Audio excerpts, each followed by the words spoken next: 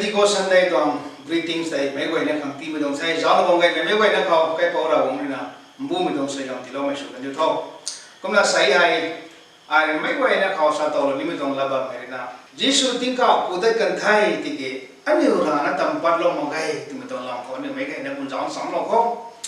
anh nhiều quay nào John lúc nào sử dụng tong pengu cái này lúc nào pengu có thể anh nhiều tong text nào cũng là ba cái này bằng này mi khâu tay bao nhiêu sự Christ na kamay kasi nun quay ko na tingkaw kung tatan ni bigan ko bao nhiêu sự Christ kasi nun quay ko kadi lo kami tong la kang quay thì hậu ko ne bao nhiêu sự Christ na thay bây giờ taro ngam na ring thao to kami tan giang rek day mi tong ban kadi ko lung lo na kamay tingkaw ko da ni ko kasi nun quay ko tập buổi tong salo kombo mình để thì mấy ngày nó mình tong bao phải giáo thì hậu nhé anh em Pentecost Sunday thì là ngang là bom thay có mấy thì cái thâu của mình còn tôi biết Pentecost Sunday từ sao mình hay tập buổi tuần sau thì mình có bạn thầy của mình là một cái nhũ ấy cái làm tôi biết cái rắn không cũng là làm khoa tông rắn không cũng là nhiều nhưng mà mình xài cái dụng như này để bằng thầy anh điều thâu của mình xài là 15 August xài Tết ở dụng của sau từ thần nó mình của mình xài này rồi mình thấy Easter Sunday tập buổi nông sau từ của mình 15 August từ của mình Easter Sunday tụi mình hay cái rắn khác làm khát tông rắn khác cũng đã được sắp vào mình mà xài bay như này hay tại cũng vậy là xài hay Pentecost Sunday từ bọn mình thâu của mình không tu người ai xài rán của mình hay bay là cái beginners trong thiệp họ bọn mình thâu của mình chú tàu của mình thay tàu của mình các bạn thay tàu của mình bay như này mình làm phải xài hay đây liền vớiเขา Pentecost Sunday từ sao bọn mình hay tập buổi giảng của cháu tập buổi tháng này quan tổng sau tập buổi cho mình tự nhiên là cái cũng sao lâu nhé anh điều Greek là họ giáo với thầy tạo cái điều tiêu thì mới tung quay hay medical tam của thầy mấy là mấy thầy mathematical tung tam của thầy mấy là mấy thầy điều Bible cái tiêu thì mới tung là can quay hay Greek mới tung là cái là quan tung ngay mấy điều thầy ấy cũng là say Pentecost Sunday tụi mình tập buổi chiều tụi cái Greek mới làเขาgeometrical tung tam của sai thầy pentagon tụi sai pentagon tụi sao mày hay five side cái tung pengu này mình thấy pentagon tụi cũng sai Greek mới làเขาเราไม่ใช่เนี่ย Bible คนจะชาวไทยไทย Pentateuch ถึงต่อสอบมา Five Book of Moses อยู่ในที่ไหน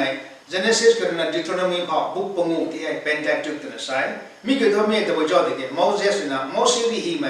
ตรง Book ปงูที่มันตรงละไรให้จางใครไม่ตรง Greek ไม่ตรงตามภาษาไทยไม่ Pentateuch เราไม่ใช่ Pentagon Penta ตัวไม่ให้ Pentecost ตัวไม่ให้ปงูคนไม่ปัดตรงนี้ตัวละเขานิวส์thầy ấy, hay là mà nó ố tí gần của giáo với thầy, Old Testament gần họ, Feast of Pentecost này, mấy kiểu từ buổi đồng sau, từ buổi giang mấy Feast of Pentecost làm sao mấy từ buổi đồng sau từ buổi thầy, Israel mình không gọi là hay Jews mình không gọi là cái nhiều barley từ sai, nắp siêu, tai là na, tai đó, tụi mình không tự thảo là cái nhiều giang đây ngủ tăng đó tụi mình gần họ. Nắp siêu tai là là cái điều cắt vào lỗ cái offering mình không thấy cái điều sát thảo còn thấy được sai cũng là giang đây ngủ tăng đó mình không thấy Feast of Pentecost giang đây ngủ tăng mình tông ngày là Israel mình không quên là ngày cái mình đi Hawaii hay đó là mà nó sai hay anh em Feast of Week thì mình sai nít đặt tông ngày thì mình sai mình cái tuổi cho từ cái 7 week after the Passover can bắt bị tông ngày ngày ta mình tăng thảo học ta sáng nay cũng như giang đây đây sẽ cứu cái cũng là học ta sáng nay thì lấy đọc tụi mình đang giang đây một tăng đọc mình không thể Feast of Week nít đặt tông ngày thì này Israel mình người ngày cái mình đi học vậy cũng là mình Hebrew là cái tụi đồng sâu là do mình gần họ Hak Sabbath cũng sẽ Feast of Week cũng sao mình Exodus tam rule là bắt đầu nói đây nè cái này là mình thấy Deuteronomy rule là sử dụng tông rule của giáo thì hay vậy thì học này cũng giang có sẽ hay Pentecost Sunday thì bọn mình tập buổi chiều thì cái Jesus Christ là đính thao thân là cái máy giang đây đây mới tổng cần đi lúng lò là tiếng cọ của con thấy Jesus Christ đính thao là conคนlà cái máy tiếng cọ của là giang đây ngu tăng vì nó mà thân mày bắt kể với toàn Sunday Pentecost Sunday thì sao mày giang đây ngu tăng với toàn Sunday thì sao mày là đây thì tụi cái này mới khó đấy nào why Jesus was ascended. Jesus Christ na taboy jang khang kamay tingko ku gan to. Rai liang me ko Jesus Christ ra sai tingko ku kam he taboy khang so the ram bai khang ram ai to send the Holy Spirit. Anh hiểu khang bu mang thân mình tiêu cái lo khang kamay tingko ku gan to ngay thì sai. จอนรูนัสรุปต้องรูนัสนายก็สายไทยไอ้เรื่องนันนิวเขากลิ่งเชียงนะสาวเราไม่เองไอ้ตัดมีให้นันนิวขังไกขังได้ไอ้ตัดปัดมากี่ไทยนันนิวขังขาเราไม่ปูวงนี้ตัวเราไม่ไงไอ้ตาละนะคุณไอ้ตาได้ไทยไอ้เรื่องกันนันนิวตั้งขาเราไม่ปูขังนั่นเดียววงปุ่นยัยบ่ไม่ชื่อคริสต์ทิ้งกับแต่ก็ไม่ตัวเจ้าตัวที่แกอันนิวขังใส่แทงขาเราไม่ปูปุ๊บมั้งท่านไม่ตีไก่แล้วบางคนไปแต่กันตรงไงมันนี่ไว้เอาไว้ให้กำลังกันนายมีเขานะ to prepare a place for his people ก็ตัวมันใส่นั้นไว้ของความจำได้แล้วครับใส่ความไม่สุขิสาให้ ascension ติ้งกับกูกันตรงไงตรงไงมีกี่ตัว zone รูปลักษณ์ประเด็นตรงกันนายก็จะเอาไว้ไทยอาปูไก่ทั้งปั๊มไปกันนายถึงใช่ไม่ได้มากคนที่อ่านในนิวของสาลังนี้ตรงไงอ่านตลอดในนิวของความจำได้แต่นี่ให้ในนิวของความจำได้เลยเราจะอ่านใช่มันในนิวถึงนิวต่อลาของเดินวันเดินเป็นยังบอกไม่สุขิสาใส่ติ้งกับกูก็ไม่ได้ไว้ของโซ่อันนิวของความจำได้แล้วครับกันในมีเขาแต่กันตรงไงก็ทุ่มให้เขาเลยนะใส่ว่าไม่สุขิสาติ้งกับกูก็ไม่ให้ใส่กูก็ไม่คุ้มไม่ลืมกับหักไอ้อันนิวแต่ลาของก็ไม่เกิดได้เป็นเองเลี้ยนแล้วครับบอกไม่สุขิสาติ้งกับกูตรงไงอยู่ใส่ตันด้วยขาตรงรูเลยรู้นะครับเขาจะเอาไทยยิสุคริสต์ติ้งกับกูกันเขาก็จะนุ่งไว้เลยนะดิ่งเลยนะติ้งปุ๊บทั้งพานะบ่มีกันเขาบันสระกันไหนริกุมสากันเนี่ยให้กาลิลีมีปูทิวตะบุยชนะนันนิวมีเขาให้ดิ่งนะติ้งปุ๊บทั้งพาวังตุเศร้านันนิวคนที่ติ้งกับทั้งกูกันไม่ปูยิสุให้ก็ไม่ติ้งกับกูกันไม่กุมนันนิวเขาไม่ได้กุมมาให้ได้กุมมาก็ไม่เกิดได้เป็นไงบ่ไม่สุขิสาติ้งกับกูก็มีกันก็จะนุ่งไว้นะจ้านะบ่มีกันบันสระสาโลก็ไม่ได้อาศัยนันนิวจ้านะบ่ไม่ยิสุคริสต์กูก็ไม่กุมในขั้นที่นันนิวจะสวยมันน่ากันก็ไม่นี่เกิดได้เป็นไงกันไหมมีให้เรียนแล้วฟังใส่ว่าไม่สุขิสาติ้งกับกูกันตรงไทยตรงไหนก็ไม่ยังมีให้ว่าไม่สุขิสาก็มึงกูก็มีกันเขาตามเลยตรงเท็กซ์จนก็มุ่งตรงสรุปก็จะเอาไทยก็จะนุ่งไว้กินดูลุงนิ่งเดินราไทยสุดท้ายก็จะนุ่งไว้ในยิสุกันเดียวดังคนนั้นตับปากกันนี่ไม่ไทยกันเดียวสู้วิกันเขากันเดียวลุงนิ่งไปนั่นก็เบียวไทยลุงนิ่งเดินราไทยมีให้ตัวเจ้าที่กันเดียวยิสุคริสต์ตัดกันให้ตัววิทั้งเจ้าตัววิทั้งตัดนี่ตรงเจ้าแต่กันเดียวไทยกันนี่ไทยมีให้กันเดียวเดินราเราในตรงนี้ถูกไหมไม่ถือว่าสุขิสาใส่ติ้งกับกูก็ไม่ตัววิตัดก็ไม่ตัววิทั้งตัดตรงตัววิทั้งตัดตรงถูกไหมก็เสียงนุ่งไว้กันเดียวก็บ้าไทยตั้งงอมเต็มละกันเดียวลุงนิ่งเดินราบางคนให้ถือใส่ก็ไม่ถือว่าสุขิสาเนี่ยนะกันเดียวกุมสาเราไว้นั่นเนี่ยว่าใส่ตัวจางสีไทยไอ้นั่นเนี่ยตัดไปไม่นั่นเนี่ยว่าต้องมาตัดข้างจางสีมีกุมมันไว้ดิไม่ต้องจางสีต้องมาตัดข้างนั้นกันเลยไอ้เนี่ยข้างกันไม่ให้นั่นเนี่ยตัดลาของมันต้องมีกันนั่นเนี่ยต้องรำจางไงแต่ไม่กันคัดนั่นเลยสินั่นเนี่ยคนลาปัดได้ก็ไม่ติ้งสางจา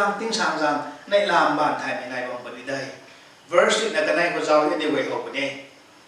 ไอ้เนี่ยนั่นตัวเขาต้องมีกันนั่นเนี่ยลงนิ่งเดินรามมันไม่ได้ในลามให้ลงตัวคนนี้ก็นั่นไม่ต้องรำในลาแต่ทุกการคัดนั่นเลยสินั่นเนี่ยคนลาปัดได้ก็ไม่ใครว่ามันชื่อคริสต์มีกระเทียมนุ่งไว้เขาลงนิ่งเดินรามแล้วก็มีกระดิ่งแล้วก็ไม่ต้องละเลย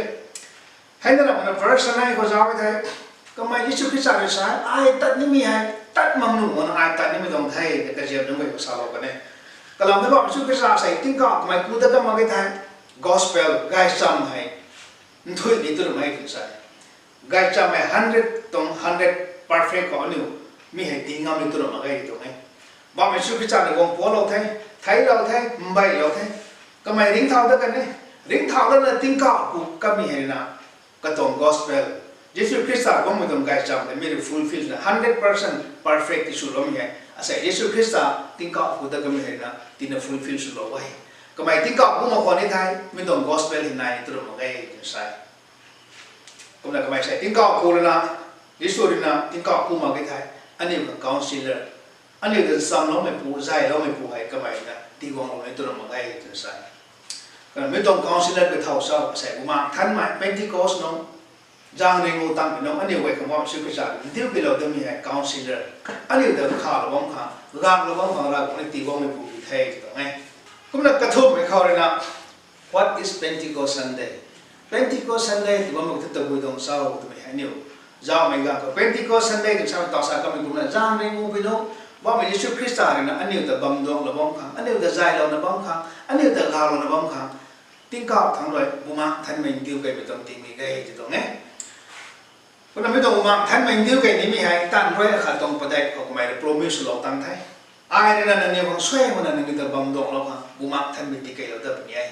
bây giờ nhiều Jerusalem có là ta đủ ta riêu ra vòng tông là riêng để nhiều khoan là bầm mau verse cái đây nhiều vậy hậu phần này cũng là bài đề sai verse của ngũ cái đây John the Baptist nên nhiều vậy ta đuôi là đi lục lo quan thay cũng mới tiki sai thôi nhiều tờ bù mặc đi lục lo của nhảy chứ sai bù mặc thân bị cái mình gan còn nhiều tờ bù mặc thân bị lục lo của nhảy thay tao tụi mày bây giờ sao lâu là bọn sư phải tin cọ của cần thấy verse 9 đến 10 11 giáo cái kiến thay tôi được mày ra nên muốn tăng lắm tụi mình gan khó cái gì chúng mày có cái gì được có mấy tuần là để xoay mà cái mày là mạng thân mày tì kể lo cái này cái là mấy tuần mạng thân mày tì kể lo mấy tuần tại tim phố cọ thằng này quân dinh của mấy tuần khoan này su khoan này thì sai cũng là ballet của mày rong phẳng mày mai của mày thế nào man say quên có một cái thế bắt kể lo thế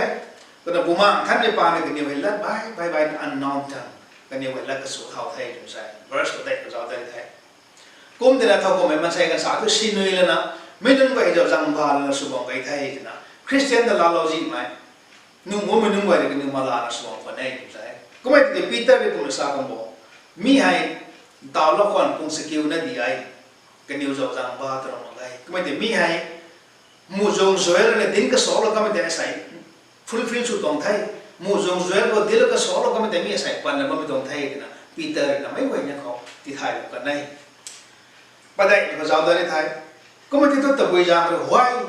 he sent the Holy Spirit tập bây giờ rồi bùa mang thân mình tì kể lâu toàn bùa mang thân mình tì kể lâu the purpose of sending Holy Spirit mình tập bây giờ sau mình giáo mình có verse ta sai cái hậu này nhiều John rồi nó sẽ được bằng verse ta sai cái đây bùa mang thân mình tì kể lâu mấy bạn thôi rồi Pap lam khao, rasa ta men lam khao, lajan lam khao, mi tong ban ko cái điều tong khoai đào của ni thay thì sai. Bù mang thân mi tì cái lối bang rồi mi hay pap đi ngay pap làm mấy bên năng cái bát thay bên này, năng sử dụng mấy pap thì cái pap làm một cái thôi. Bù mang thân bên năng ta năng tong khoai đào của ni thay thì sai. Mi hay rasa ta mi tong tan đó, rasa ta mi tong tan là mấy, rasa ta mi tong pan ti lung là mấy thôi. Bù mang thân bên năng tong khoai vậy đấy, mi nung tiền đào của ni thì sai. Bùa mang thân mình cái đó mình bằng thôi, làm cái này là dân làm thôi nè, năng khoái đạo thay chủ sai, năng số mình là dân này đây, mình đồng suy là dân này thì mình hay, mang thân mình bằng này năng thay cái này chủ sai, cũng là cái này mình nói là verse 10 của giáo ấy thay, man sai nó đúng quay đấy là, Giêsu tên ninh là số lô cái mình thay, Giêsu đính thao đó là na sai hay, Giêsu Christ đính thao đó cái mình đồng gai xong thì số mình cần của man sai quay, oh anh em Giêsu Christ được số lô cái mình để làm đại là thì cái tụi mày cái điều vậy bùa mang thân mình tì kể lâu mình tăng rồi nè cái điều đồng bào làm một cái bà thầy của nghe chuyện sai mình kêu tụi bây giờ tụi đây Jews mình nói là Giêsu Christ từ mấy xin mấy thay từ là cross của tháng rồi cái mình thấy cái khoai khát xin mà cái mình thì xem cũng là thấy đâu cái mình thấy sai thôi chẳng biết quay để tiếng ngâm là đến thảo tân là tiếng cạo của cái mình là Giêsu Christ hình giúp mình đi ngay cái khoai cái gì mắc mày giúp mày ra vòng ta nhiều cross của tháng rồi rồi thấy mình Jews mình nói vậy thì mình nói cái này cái điều bố mạng thân mình bằng cái điều bây giờ các bạn thành ngâm của nghe chuyện sai tôi ngủ với coi là bố mạng thân mày sai hay Pentecost nó anh em tiêu cái lâu mình kêu result of sending Holy Spirit on Pentecost ta bồi đồng sựกันthà cái điều tao sao có mình cũng là tàn đuôi cái này trong bát đại lật ra bái nó sao nó có mình quay khắc khắc trong làm thay anh làm mà nó có mình quay thay bố mạng thân mình thì cái lâu mình đang thọ Pentecost nó cái điều lật căn tỉ bái cái nó man say gan sinh quang cái đuôi này có mình không quay thay cái tuồng làเขาสูรนักเรียนเขาขัดเกียนตานอัลลัมมังเป็นให้จุดใส่มีบุมังท่านไม่ได้ตีเกยแล้วไม่ต้องลำไส้ยิสุคริสต์บุมังท่านไม่ต้องกันดีเขาเป็นที่โกสน้องตีเกยแล้วไม่ต้องถ่ายเองตรงนี้ first แต่สั่นเลยสกิลก็จะเอาเดี๋ยวเอาไปนี่ผมน่ะให้นั่นแหละนะปีเตอร์น่ะไม่น้องแต่ไกจำดินดินะบุมังท่านไม่ได้ตานสูรมาใส่การสิ่งทุ่มลงไหลก็ไม่เอาไว้ให้นั่นแหละมันไม่ต่างใจลุ่มล้อมให้ติ้งมีเขาบูกุล early church Vital Church growth ตัวสายผมเลี้ยงไปนะครับสังเท่าได้เท่ากันก็เดี๋ยวนายไม่มักไม่ใจกษัตริย์กระจังแล้วนะจนสำลุงสำแล้วนะบุมาท่านไม่เกี่ยวมันบาปกันเป็นที่โกสน้องแต่ไปนะครับกายไม่ต้องคริสเตียนเลยนะนายนี่ไม่ต้องลุงแต่มันเสียไปลุงท่อคนนี้ตัวสายผมอยากมีบุมาท่านไม่เกี่ยวไม่ต้องปังให้ไว้ติดปากกันตรงนี้เป็นที่โกสน้องให้นั่นแหละมันบุมังท่านไม่เกี่ยวไม่ปานกันอันนี้ไว้ที่สุดไม่ต้องสร้างมันแต่ใจเราคนนี้ไทยใจบุมังท่านไม่ไปย้อนรุ่นสรุปของรุ่นเราทุ่มกระจายไทยสุดไม่เขาบุมังเป็นนั่งแต่ใจเราไม่ต้องปฏิเขาอาศัยเนี่ยลุงเนี่ยว่ามีให้ตันเนี่ยว่ามีให้บุมังท่านไม่อยู่ติเกี่ยวไม่ต้องปานก็เลย ให้ได้เราเนี่ย he dwelt with sin ลุ่มล้อมไม่ลุ่มไว้ก็ใส่บุมาท่านไม่เนี่ยก็บางไม่สุดใส่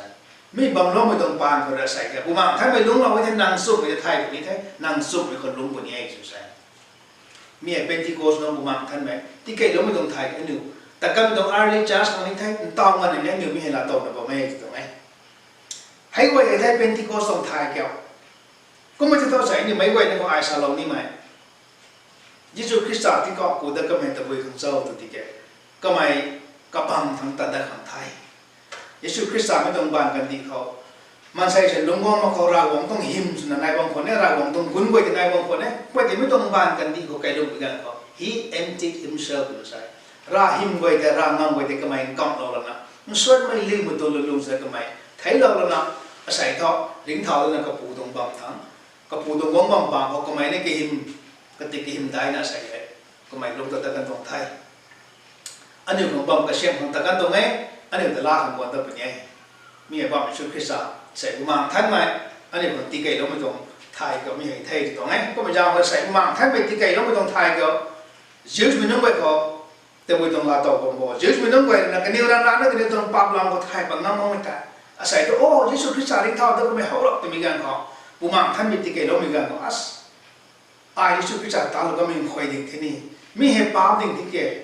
ตัวไม่กินร้านนั้นกันนี้ตรงปั๊บลำไทยกันได้สุดใส่ก็ไม่ต้องใส่ยิสุเดอสุดเลยมีคอยดิ่งไทยแต่กันนี้ไทยปั๊บมีก็นางอันนี้เนี่ยอันนี้ตรงปั๊บลำไทยปั๊บได้โอ้มีสุก็มีปั๊บดิ่งที่แกมีสุมันไม่ดิ่งที่แกแต่นางไทยน้ำมันก็ต้องอันนี้ก็บุมังไทยมีลุงลงมาได้สุดใส่บุมังไทยมีลุงลงที่นางมีไว้แต่นางกบ้าไทยน้ำมันได้สุดใส่ให้แต่เรามันบุมังท่านไม่ได้เลยลุงต้องระวังทางไทยอันนี้มันใส่ไว้ในที่ไหนกายสุดระวังค่ะบุมังท่านไม่อันนี้ก็ลุงบังท่าอันนี้ก็บุมังท่านไม่ใจเราระวังท่าเราไม่ได้สุ่มไม่เข้าใจแล้วบางบุมังท่านไม่วงตรงไงจุดใส่ที่ไกลเราตรงไงจุดใส่จอนรู้แล้วสรุปต้องรู้แล้วก็ทุ่มเขาบุมังปานเดินสุ่มไม่เข้าใจเราปุ่นเองก็ไม่ต้องเดี๋ยวตัว question ต่อสู่ผมนี่มีให้อันนี้เรียนสุ่มไปตรงปันทีก็ลุงระวังท่าตั้งระวังท่าบุมังนี่นะเดี๋ยวคนลุงระวังมันจะนั่งสุ่มไปตรงปันทีเขานั่งลงไปไทยดีนั่งสุ่มไปคนลุงมาเกยตัวที่นั่งอาศัยเป็นที่โกสันได้สุ่มไม่ต้องบุมังไกลเราไม่ต้องไทยไม่ต้อง result ก็เดี๋ยวของมาเกยตัวนี้ก็บ่าก้าวมันก็อันนี้ลาระวังตรงไงจะตรงไทยให้แต่ละคนนั่งเขาบุมังไทยสกิลเย็นไหมในลาไม่จูจังไหมคำไทยไหมเย็นไทยไหมไกช่วยไหมลุ่มนุ่มไหมลุ่มเนี่ยไหมอันนี้ก็ผมก็ร้านก็ผมเส้นเดียวไทยนะไม่ต้องบุมังไทยสกิลให้นั่งของไทยแล้วครับนั่งของไทยเรานั่งอยู่พิจารณาไม่จนปันติลุ่มมองคนเดียวกันบอกไม่ได้สุดพิจารณาเป็นที่โกสน้องบุมังท่านไม่ติเกเราตรงไงตรงไทยให้แต่ละคนจุนจำลงจำนะนายไม่มากไม่เป็นที่โกสน้องแต่กษัตริย์กษัตริย์นะอาร์ลิจัสลุมโลเรก็ไม่นุ่งไว้แต่นะสุขมิคมใส่อันนี้คนเนี่ยบุมังไทยไม่ได้ลุมโลนะอันนี้ข้าเล่ก็ข้างเจียนนักดันอันนี้ต้องจ้าสิไบเตอร์โรสลุมโลมันนุ่งไว้ที่มีปุ่มบุกบังได้ผมเลี้ยงจุนจำลงจำมาบังได้แล้วผมเลี้ยงละกายบักมาบังตรงนี้มีไว้ในบังสันตัวนี้ของบุมังไทยไม่ได้ลุมโลหมดเลยบุมังไทยไม่เป็นที่โกสน้องอันนี้ของที่ไว้ลงไม่ได้นางไอ้เนี่ยใส่กันละตัวของผมไม่ตรงไหนให้ไว้อันนี้ของนายท่ามักก็จะต้องใส่เนี่ยเป็นที่โกสันได้เป็นที่โกสันได้แต่ติ้งปุ่มง่ายกว่าไม่ได้อันนี้ของกลางไม่มากเลยก็ไม่ยากเลยนะบุมังท่านไม่ได้ลงโลกไม่ตรงปันตีตรงไทยเนี่ยตะการไม่ตรงกันกับสาวไทยไบเบิลคนนี้ไปนะฮะคนนี้โจเซฟตรงปันตีกับบุมังท่านไม่ได้ลงโลกมีกันสรินไหมก็ไม่บังสุภาพไม่คนใน governor สุภาพไม่ได้นี่ไว้เขาไว้ Genesis เรื่องใดนะครับต้องมันตัดสัตว์เขาฟาโรห์หวังกล่าวเลยคุณสากันเนี่ยมิก็ไม่มันใส่ can we find a man as this a man whom is the spirit of Godบุมังเราหวังต้องบุมังเลยลุงเราก็ไม่มันใส่โจเซฟบุไม่เท่านายนะเจ้าต้องไปทำฟุ่มพังงามนะเจ้าโจเซฟก็เราหวังต้องบุมังลุงเราที่แกบังคนนั้นก็ไม่ให้ governor ตรงนั้นนะอียิปต์ไม่ต้องไม่ได้ไม่สุดโต่งก็มีให้บุมังท่านไม่ลุงเราไม่บุมังท่านไม่ต้องลาเราไม่ต้องปานไปเองตรงไหมโจชัวตรงปันทีเขาเนี่ยไทยสิ่งจักรสุดในสมัยตอนรุ่นสายภาษาไทยเราบอกให้สักเนี่ยโมเสสเขานั่งตัวมีปูนาที่ให้นั่งผ่านสิ่งที่มันใช้ข้างลาเขาไม่น่าเข้าใจเราบอกต้องบุมังลุงเราไม่ปูไว้เราบอกต้องบุมังลุงเราที่ไม่จำตัวนะไม่น่าจะเตล่าเลยนะนั่งบ้านคนเราก็บอกเราเขา and lay your hand on him ดูใส่โมเสสผ่านโจชัวตาลิงข้างลาก็ไม่ให้เราบอกไม่ไทยไม่น่าจะเราบอกต้องบุมังลุงเราบอกไม่ก็ไม่อิสราเอลไม่ต้องไปต้อง leaders โมเสสต้องบังเขาต้องไม่สู้งั้นไม่ปูไทยกันนะ ลาก็ไม่ให้บุมาทำให้ลงไม่ต้องปากเขาใหญ่ให้นั่นไม่กระทุ่มให้เขาได้นั่นประเดี๋ยวตรงตัดสักเขาจะเอาไว้ท้ายบุมาปานไรมันใส่ใบมือไทยน้ำมันไม่ต้องลันไว้มั่งนั่นหันน้ำก็ไม่ได้ตัววิจารณ์เจ้าบุมาลงที่วิจารณ์อะไรในเวกเนสร์ชากันนี่ in him is the spirit of God ก็เขาให้เราหวังตรงบุมาไงไทยได้เนื้อตรงปันติเนี่ยเราหวังตรงบุมาลงเรากันไม่ไทยมั่งไหมน้ำมันไม่ต้องปันติก็ไม่ไทยน้ำกันตรงไงตรงไงให้ได้ไหม ordinary judges ลาจันเปาเราหวังตรงบุมาเนี่ยก็เขาลงเราแต่นาก็ไม่อิสราเอลมันไม่ลาจันเปาใกล้ไม่ขาดสุกันใน ordinary ตรงปันติเขาไม่ไหวให้เจ้าที่แกบุมาไทยไม่ได้ลงเราไม่กันอันนี้เสียไม่ต้องตามันใช่ได้ไทยน้ำมันมาสุน้ำมันไม่ไหวตามไปน้ำมันไม่ให้บุมาไทยไม่ลงเราไม่ต้องปากไทยให้ยังไงอันนี้เนี่ยบุมาลงเราไม่ต้องปันติเขาสุเขาลงเขาบุมาลงเราวันนี้ไทยต่อเนี่ยสักแก่ก็ไม่คงโจเซฟตรงปันติเขาโจชัวตรงปันติเขาไดเนลตรงปันติเขาออตเนลตรงปันติเขาเซเรนไม่ตรงตันได้ตามแบบน้องก็ไม่บุมาเนี่ยลงเราหน้าบุมาปาไปตาอีกแล้วให้ไว้การงอมกันตรงไงให้ยังไงนะเจมินึงไว้อันนี้เนี่ยบุมาลงเราไม่ต้องปันติเขาลงแล้วนะมันใช่นึงไว้ครับเราหวังเห็นลงเลี้ยงนะใส่เป็นจิโก้สันได้ก็อันนี้ของบุมาที่ใกล้เราไม่ต้องถ่ายก็อันนี้มันได้ลงเลี้ยงเป็นสู่เขาบุมาอันนี้ลงเรามากี่ถ่ายใส่เป็นจิโก้สันได้อันนี้ง่ายเลยบางสิ่งเนี่ยบุมาปานอันนี้สุดเลยเขาตัดมากี่ถ่ายบุมาปานอันนี้ชาวบ้านไม่ก็กล้วยให้อันนี้ตัดมากี่ถ่ายอันนี้เป็นจิโก้สันได้ง่ายไม่ต้องกระถ่ายเราต่อมาไม่ต้องอะไรอย่างบุมาลงเราไม่ต้องสู่เขาสู่ไม่ต้องปันติก็ลงไม่ต้องสู่เขาไม่ไหวเลยถ่ายตั้งน้ำมันใหม่เราบอกเลยปิ้วลงเราไม่ก็ไหวให้ตัวอย่างเขาเจ้าตัวบุมาลงเราไม่ต้องปานเลยให้ไหวให้เราก็ไม่ต้องไงก็ไม่จะเป็นจิโก้สันได้น้องไงใส่นิ้วงานเราไม่มีให้ตัวของเจ้าตัวอันนี้บุมาทั้งไหมอันนี้บางทีไก่เราไม่ต้องตีมิติอบเจ้าสุขไม่ต้องไงไม่ไหวนะเขาบุมาทั้งเมนนะลงโลกติดสุขกันเขาอาเมน